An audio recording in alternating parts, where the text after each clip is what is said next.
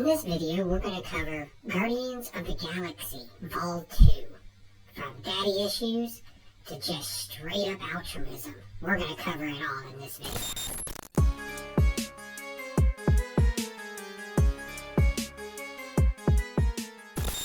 We opened on an unsolicited music video for Electric Light Orchestra's Mr. Bluesky, but shortly thereafter, the movie begins. The Space Avengers are at it again, only this time they're on autopilot because they're rolling in that squeakquel money.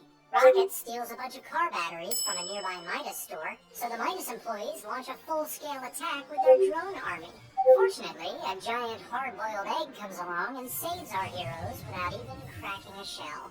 The captain of the egg introduces himself as Ego, Peter Quill's long-lost father, and a healthy part of a balanced breakfast. He invites everyone back to his home planet for some extra syrup, but just the humanoid characters. The freaks have to stay behind in case someone shows up to kidnap them. Which, thankfully, someone does. It's Yondu, a minor bad guy from the first one, here to confuse everybody by snagging the primary emotional arc of the second one. He captures Rocket, but almost immediately his crew mutinies for fear of getting their trash cans knocked over. What the crew doesn't account for is Baby Groot coming to the rescue with vaudevillian slapstick. Meanwhile, Ego reveals that he and his home planet are actually one and the same, and that he's some kind of godlike celestial being. A super ego, if you will. He explains that he took his Kurt Russell form in order to travel the universe and find meaning in his life, i.e. get laid. He does not explain why a being who has been around for millennia and projects his own appearance would bother to age himself up after only 30 years. In any case, Ego shows Peter that he has celestial powers too. Yes! Whoa! Such as the power to have a catch and the power to overanalyze Earth media. One of Earth's greatest musical compositions. Perhaps its very greatest. Yeah, yes. As if anyone had any interest in that. Unfortunately, Ego then lets slip that he planted seeds on thousands of planets in order to take them over. But one Celestial isn't enough to activate them. He needs 2 Celestials. Why not just do it himself and only activate half the planets, you ask? Shut up. Peter starts going through his rebellious phase and stands up to his mean old dad. Soon, all the other Space Avengers join in on the fun, and Rocket makes a bomb using those batteries from the beginning. Full circle, baby. They burn Ego to a crisp, and Yondu sacrifices himself to prove some point or another. Then there's just enough time for the movie to set the Guinness Beer record for most post-credit scenes.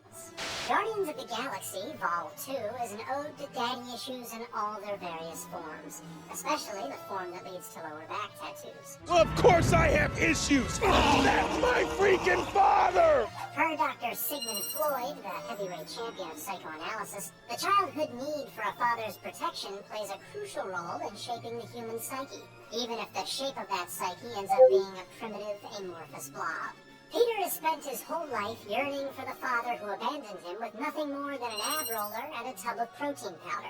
Gamora and Nebula's father, Thanos, forced them to fight each other, destroying the family bond as well as Nebula's skin-to-metal ratio.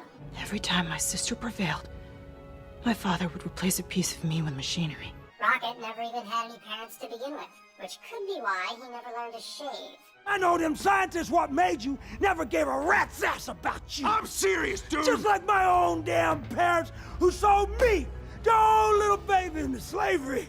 The characters attempt to overcome their respective daddy issues by turning into heliocopter parents of their collective child, Baby Groot.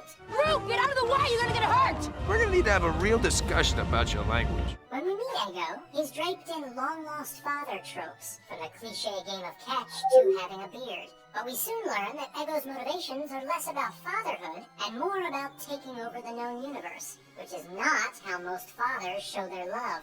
Karen's dad. This is a radical inflation of ethicist Henry the Henrinator Sidgwick's concept of ethical egoism, which states that one ought to act only out of self-interest in order to maximize their own pleasure. Ego's self-absorption is so crest complete that all other life pales in comparison. I told you how all those years ago I had an unceasing impulse to find life. But what I did not tell you was how, when I finally did find it, it was all so disappointing. Hey, you and me both, pal. The antithesis to Ego's philosophy is altruism, Oh, I didn't realize your motivation was altruism. a term invented by French philosopher Auguste the Henrinator Comte that suggests man has a moral obligation to live for others. One need look no further than the name Guardians of the Galaxy Vol. 2 to detect this idea, as the word guardian implies a duty to protect others, and Vol. 2 implies a cynical view of the movie-going public. Ego tries to inflate Peter's pride We've heard tell about the man they call Star-Lord. and tempt him with weird poetry. Death will remain a stranger to both of us, as long as the light burns within the planet. But the Guardians vanquish Ego instead, proving once and for all that altruism triumphs over selfishness. Well, twice and for all, since they pretty much did the same thing at the end of Vol. 1. Well, that's gonna wrap that one up. What did you think of Guardians of the Galaxy Vol. 2? Did you enjoy that movie? Let me know in the comments down below. And don't forget, I'm JINK A.I, your comic book community host. And thank you for watching.